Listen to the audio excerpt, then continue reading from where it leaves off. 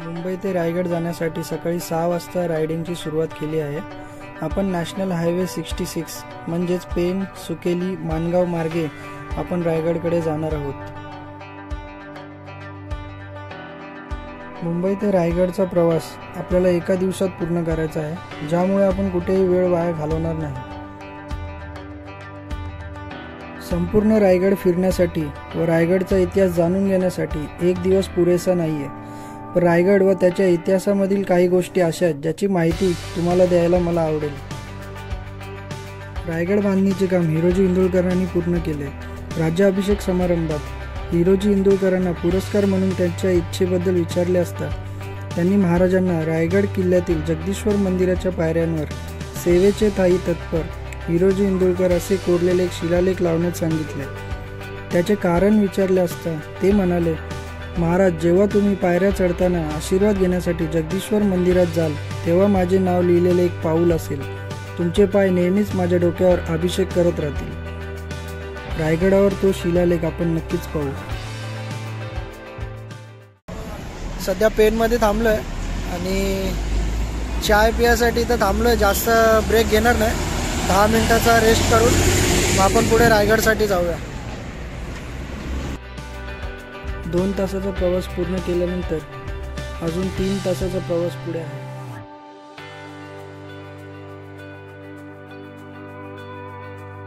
छत्रपती शिवाजी महाराजांचा वाघ्या नावाचा एक निष्ठावंत पाळीव कुत्रा होता, जो त्याच्या आढळ भक्तीसाठी ओळखला जातो।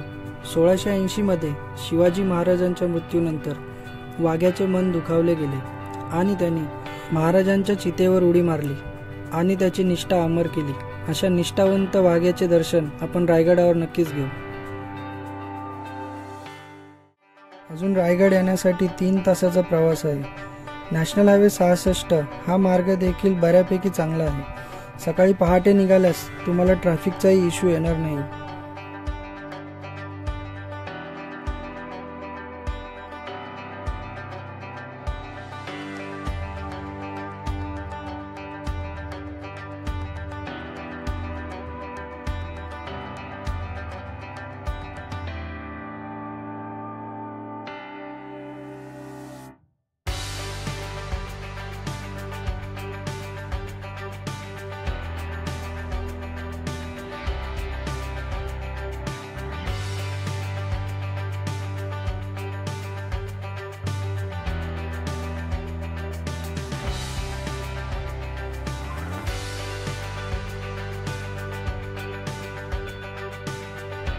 सुकेलीमध्ये 5 मिनिटाचा रेस्ट घेऊन आपण परत पुढे रायगडाकडे जाणार आहोत।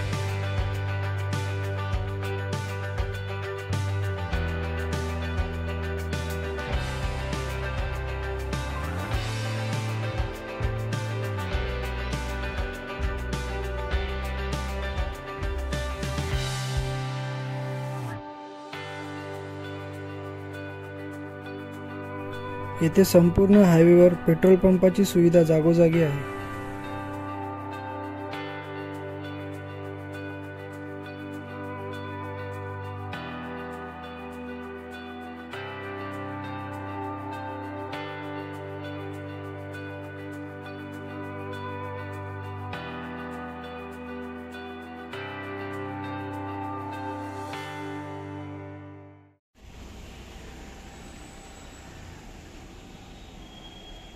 मानगावमध्ये आता थोडा ब्रेकफास्टसाठी थांबलोय। हे आपण आलो इथं विठ्ठल वडेवाला, इथं थोडा नाश्ता करून मग आपण मानगाववरनं पुढे रायगडसाठी जाऊ।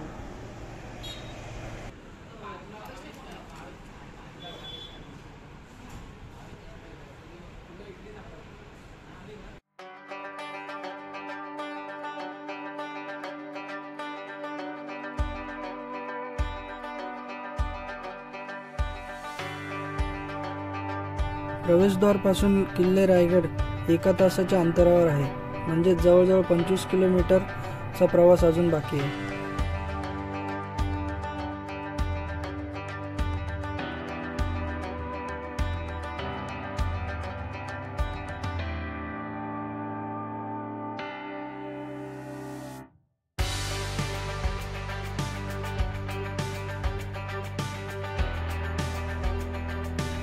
रायगड घाटाचा रस्ता खूपच सुंदर आहे व तितकाच वळणदार देखील आहे.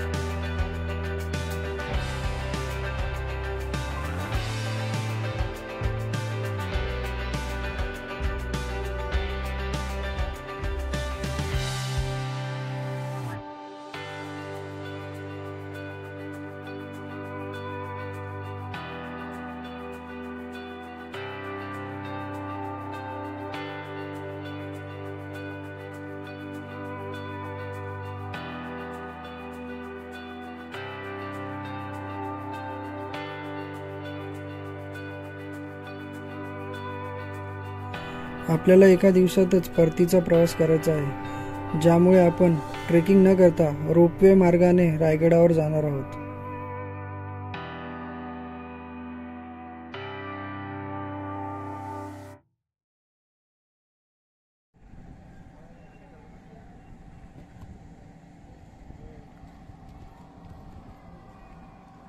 ट्रेकिंग पॉईंटपासून रोपवे थोड्याच अंतरावर आहे, म्हणजे जवळजवळ 5 मिनिटाच्या अंतरावर.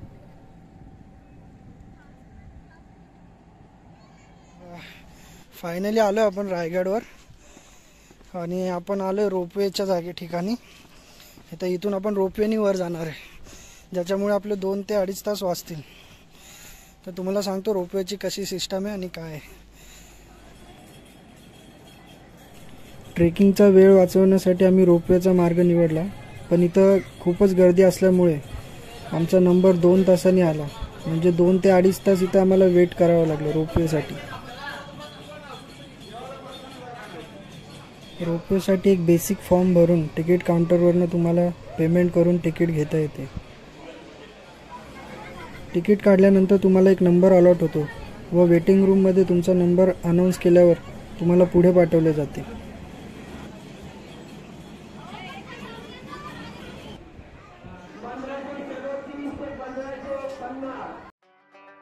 पुढे जात असताना एक छोट्याशा रूममध्ये म्युझियम टाईप असं सगळं प्रकाशित केलं आहे, जिथे महाराजांबद्दल माहिती देण्यात आली आहे.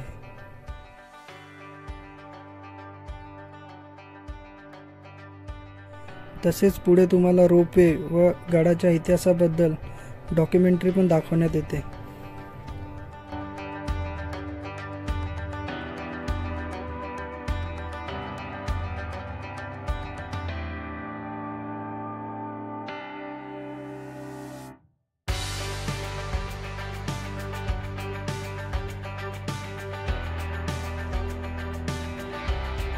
सो फायनली 2-2.5 तासाच्या वेटिंग नंतर 3 वाजता आमचा नंबर आला.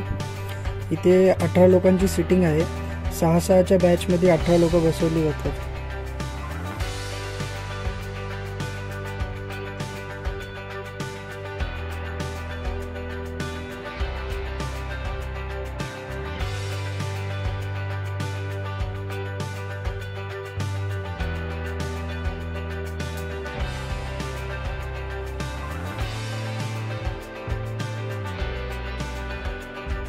रोपवे मार्गाने तुम्हाला गडावर जाण्यासाठी फक्त 10 मिनिटं लागतील आणि व्हिडिओमध्ये यायची हाऊस, दुसरं काय नाही.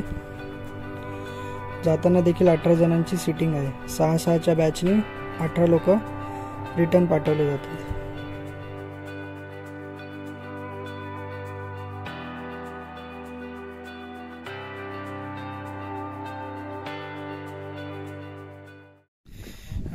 फायनली रोपवेने वरती आलं आणि जेवढ्या कमी वेळात जेवढे पॉईंट कव्हर करता येईल तेवढे आपण करूया.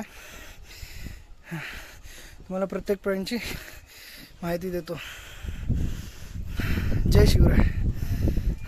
गडावरती गेल्यावर तुम्हाला एंट्री तिकीट घ्यावी लागते, ज्याची कॉस्ट 25 रुपये आहे.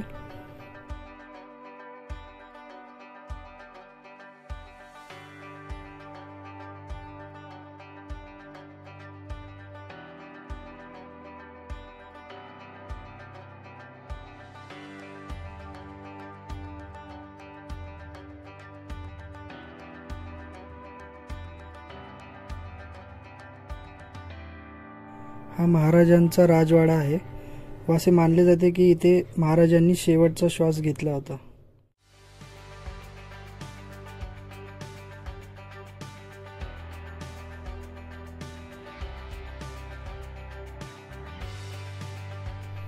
हे आहे राणीवास, महाराजांच्या राण्यांचे निवासस्थान.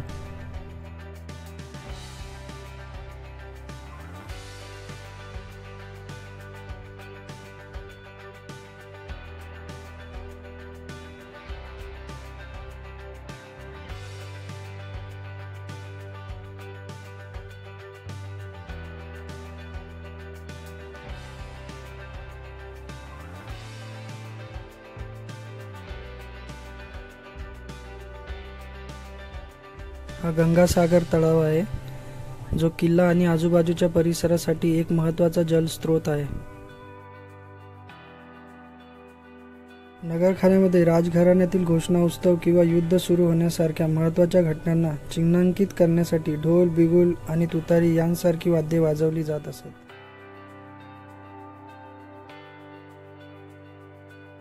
हे आहे छत्रपती शिवाजी महाराजांचा राजदरबार, जिथे छत्रपती शिवाजी महाराज त्यांच्या मंत्र्यांसोबत बैठका घेत असत आणि महत्त्वाचे प्रशासकीय कामकाज करत असत.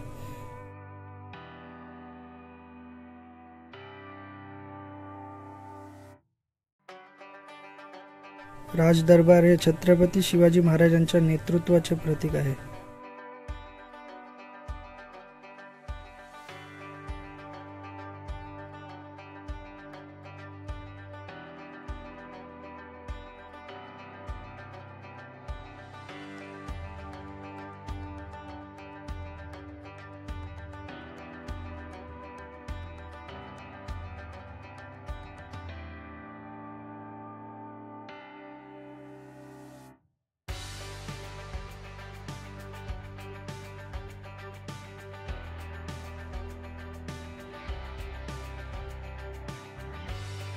हे आहे शिरकाई देवीचे मंदिर. किल्ल्याच्या प्रवेशद्वाराजवळ स्थित बाजारपेठेने किल्ल्याच्या दैनंदिन कामकाजात आणि त्याच्या अर्थव्यवस्थेत महत्त्वाची भूमिका बजावली आहे.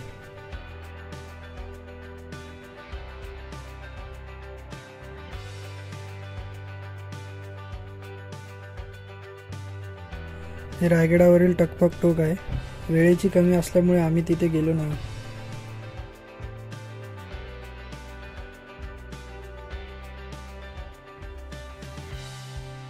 एक दिवसाचा वेळ रायगडसाठी पुरेसा नाही. रायगड संपूर्ण पाहण्यासाठी कमीत कमी 2 दिवसाचा वेळ काढून या.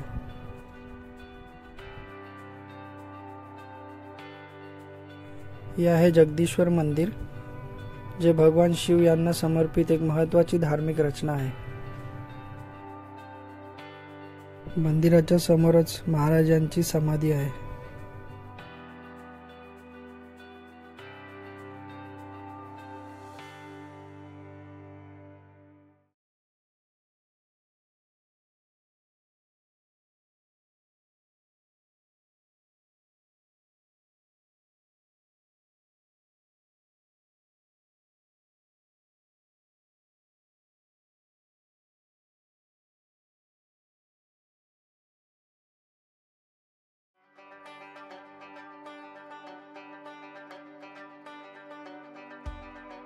सदैव महाराजांच्या सेवेसाठी तत्पर हिरोजी इंदुळकर.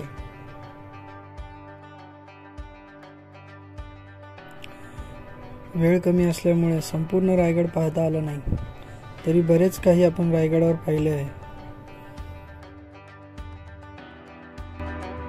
रिटर्न येताना हा रोपवेचा तिकीट काउंटर आहे आणि हा वेटिंग एरिया आहे. रिटर्नमध्ये पण आम्हाला 1 तासाची वेटिंग भेटली, म्हणजेच 1 तासानंतर आमचा नंबर आला.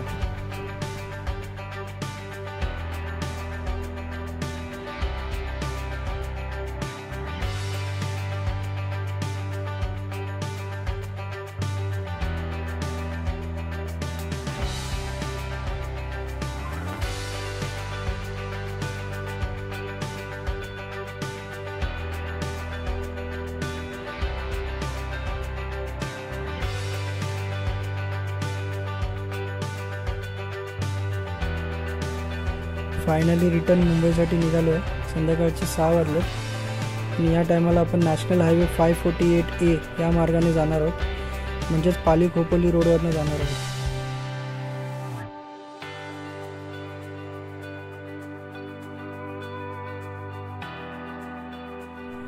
जर तुमच्याकडे वेळ असेल तर पाली खोपोली रोडवर 2 गणपतीचे मंदिर आहेत. पालीमध्ये बल्लारेश्वर मंदिर व त्याच्याच थोड्या पुढं अंतरावर वर्धविनायक मंदिर आहे महाडमध्ये. हे दोन्ही गणपतीचे मंदिर अष्टविनायकांपैकी एक आहेत.